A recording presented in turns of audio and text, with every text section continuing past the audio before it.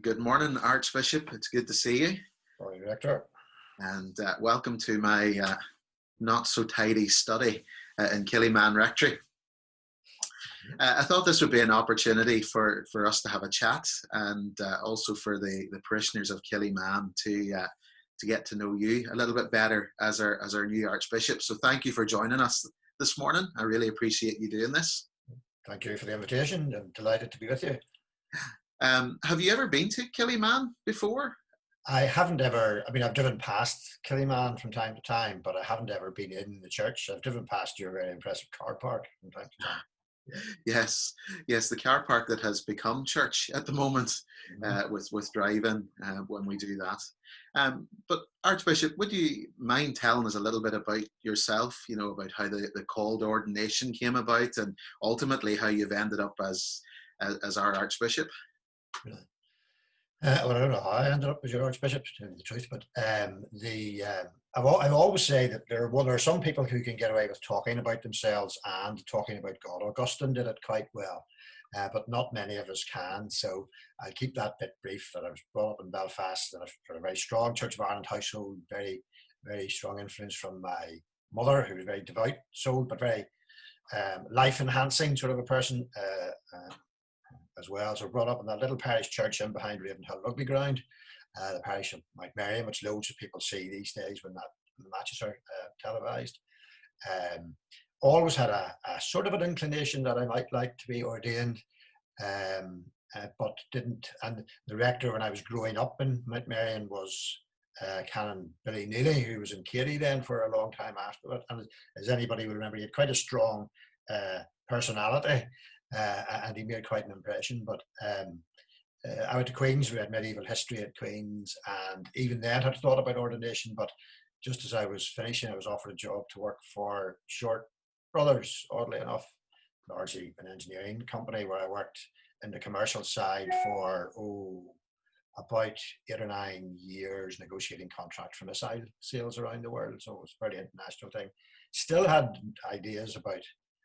Was very involved in church, still had ideas about being ordained, and eventually, when I was much older, when I was about 35, I sort of joined the Fellowship of Vocation, because there was still that thing in the back of my mind that really I should offer for ordination, and started training when I was 37 and was ordained when I was 40 on St. Columbus Day, so this week, as it was, the 24th anniversary week of my ordination.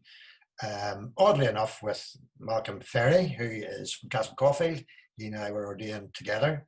And from there, curacy in Antrim, first incumbency in the North Coast, 2 lovely small country parishes, which really taught me about rural ministry.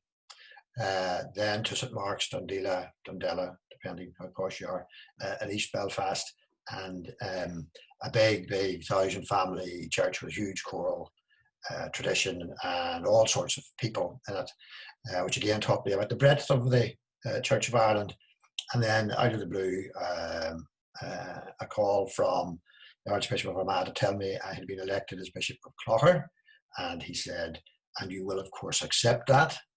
And so I did, and again, so back down into very rural sort of ministry, involved also around that time because Brexit was the big talking point, border issues, and to a certain extent be the same in Armagh, and again, sort of out of the blue, the House of Bishops, who are the people who elect the Archbishop of Armagh on the 11th of March, elected me to that office, which came as a surprise and an enormous challenge in the present times, and well indeed in any times.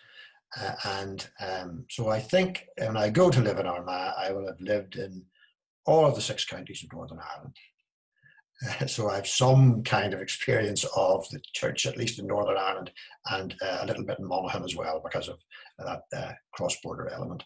So that's not so much the reason why as the journey to it. Yeah, it's been a busy journey by the sound of it. Yeah, but it has been, and it's good to be busy. I could do sometimes at the moment with being slightly less busy, trying to do things, kind of still look after Clocker a little bit because it's a vacant parish, or vacant diocese in the Northern Province. So the Archbishop of Armagh has it in his care, and also trying to get to know Armagh in these kind of faltering virtual ways, but at least trying to have some sort of presence in the new diocese as well. Yeah, well, I suppose that naturally leads on to another question about, well, obviously you've changed from being Bishop of Clocker to now being Archbishop of Armagh, but despite that, how has ministry changed for you because of COVID-19? Well, ministry is substantially about presence with people. It's about being with people, whether that's with them in worship, or whether it's with them in a difficult time or a good time in their life, or whether it's just with them, just being with them, visiting them in their homes to get to know them so that you know what it is you need to pray for with people. You're not just guessing, and so that they begin to build up a bit of trust in you. So if you can't be present, it's very difficult to fulfill a ministerial function. Now, there is a sort of certain way of being present in this kind of sense, but I find that's what I find immensely frustrating, that I can't sit down and talk to people. And I don't mean just always talk sort of convivially, but engage with people, engage with the things that are concerning them, even engage with the things that they will violently disagree with me on, as it were, to try to build up those relationships which are at the heart of any ministry at all.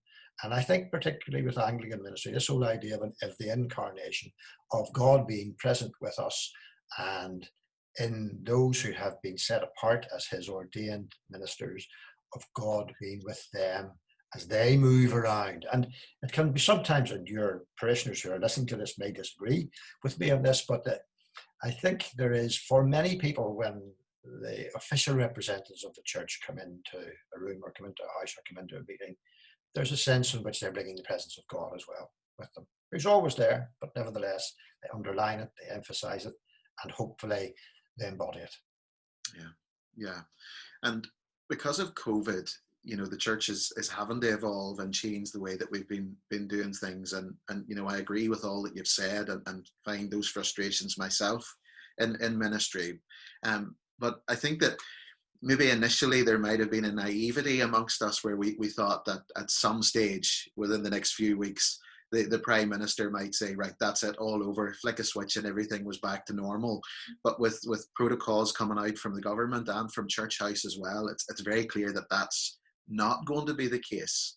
And so there's going to be challenges for us as a church because of COVID. Have you any inclination what you feel the greatest challenge is for us?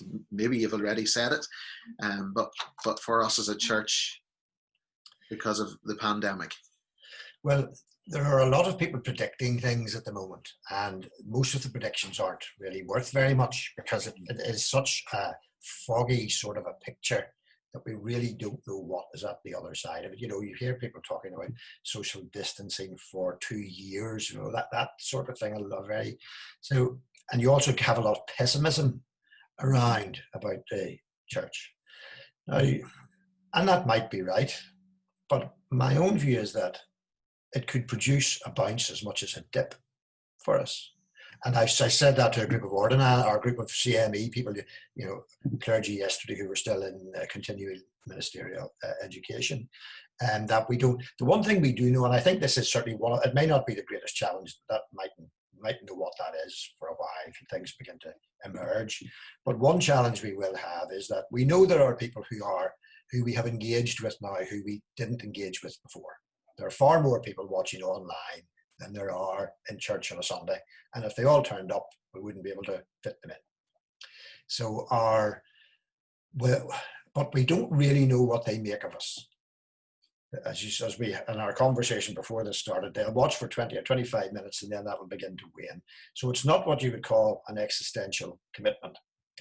But nevertheless, they are people who we have engaged with and who God, by the operation of his Holy Spirit, has put into our path.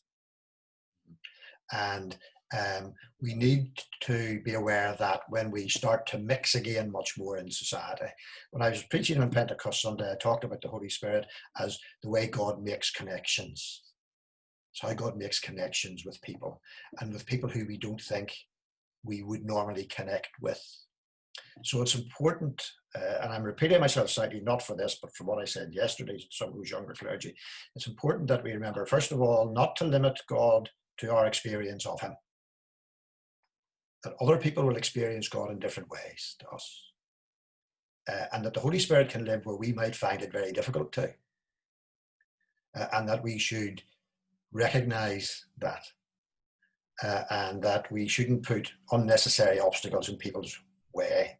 I don't mean that we should do things radically differently necessarily in church, but that certainly in our attitude as we go out and as we encounter and engage with people who have tentatively been engaging with us, that we perhaps make that adjustment in our minds, and we begin to do that kind of relationship slightly differently. Yeah, I agree. But then who am I to disagree with the Archbishop? Well, everybody can disagree with the Archbishop. Well, then just finally, I want to ask maybe a quirky question more than anything, but being Archbishop of Armagh does bring with it huge responsibility, and lots more perhaps international work maybe than you were when you were Bishop of Clocker. But within Ireland, with your 11 other colleagues on the House of Bishop, with you being Archbishop, does that mean you get to tell them what to do? Well, that's the simplest question. The answer is no. The primacy of all Ireland, it's a primacy of honour. It's entirely a primacy of honour. You chair the House of Bishops, and that my predecessor in his farewell address in the Synod Hall in Armagh, I had been to the service, said that was probably the most difficult task that he had, was trying to chair the House of Bishops, because there are a lot of opinions going around there, and there are a lot of leaders, I suppose, around the table. So the only way really to manage that is to try to be as consensual as possible. And it's a very broad type of church with all sorts of types of people in the pew and in the House of Bishops. So it's necessary to make haste slowly, usually, to try and also to strengthen and build up those relationships, so that the people who are there, the bishops as much as people in the pew, think that the person in the chair or at the front is someone who they can trust. It isn't someone who's trying to put a fast one on them. Someone who has the interests of the Church of Ireland at heart, of the whole of the Church of Ireland, from Mizenhead up to Mallinhead, and who genuinely has the spiritual and in many ways the physical well-being of those people very close to them. So that's the only way. You can't tell anybody to do anything, but you can do your best to try to find consensus. Yeah. Well, I don't envy your task, but we in Killyman assure you of our prayers as you take on the role of being our Archbishop, and hopefully in the not too distant future enjoy an enthronement service and be able to formally welcome you rather than just virtually welcome you to the diocese. Thank you for chatting with me this morning, Archbishop. I really appreciated that, and we do assure you of our prayers for you as you lead us, not just in the diocese, but as a church as a whole.